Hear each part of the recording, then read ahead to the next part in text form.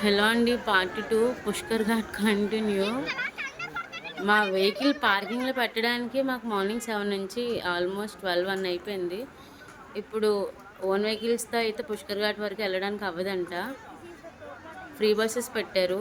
ఒక 5, 6 అయితే కనిపిస్తున్నాయి. ఒక బస్సు వస్తే ఒక 3, 4 బస్సులు ఎక్కేంత జనం అయితే వెయిట్ చేస్తున్నారు. వెయిట్ చేయడం కాదు. బస్సు అది వచ్చే ప్లేస్ కంటే ముందే వీళ్ళే పరిగెడుతున్నారు చూడండి. చాలా ఫుల్ క్రౌడ్. ఇంత క్రౌడ్‌లో గూడా మేము కూడా ఒక బస్ అయితే సాధిచ్చామండి. ఒక గంటన్నర టైం అయితే మాకు పట్టింది ఆ బస్ ఎక్కడానికి. చూడండి మొత్తం ఎలా అంటే సమ్మర్ గదా! మంచి ఎండలో ఎలా అంటే అలా అయిపోయాం మేము.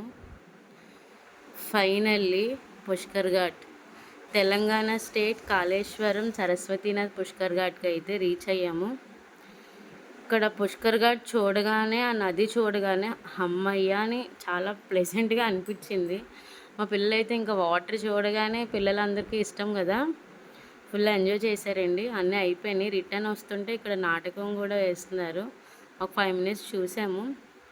బావుంది. ఆ లేడీ అయితే మంచి ఎక్స్‌ప్రెషన్స్ ఇచ్చిందండి. రిటర్న్ స్టార్ట్ అయ్యాం మేము.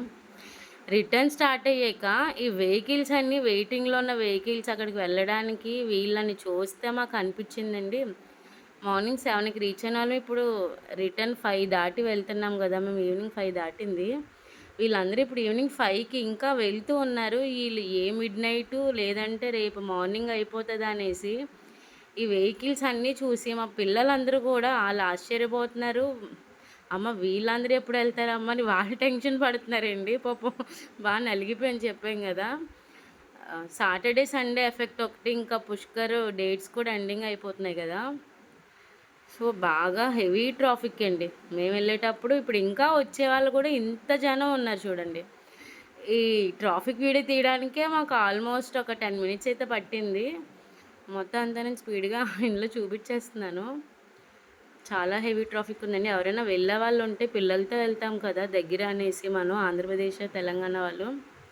కొంచెం ఫుడ్ అది, వాటర్ అది కూడా మనం ఏర్పాటు చేసుకొని వెళ్ళడం మంచిది ఎక్కువగా. మేము అక్కడి నుంచి సమ్మక్క సారక్క టెంపుల్‌కైతే వెళ్ళాము. ఫస్ట్ టైమ్ అండి. ఎప్పుడు మూవీస్‌లో చూడడం, వినడం తప్ప లైవ్‌లో ఎప్పుడైతే చూడలేదు. ఫస్ట్ టైమ్ వెళ్ళాం టెంపుల్‌కైతే.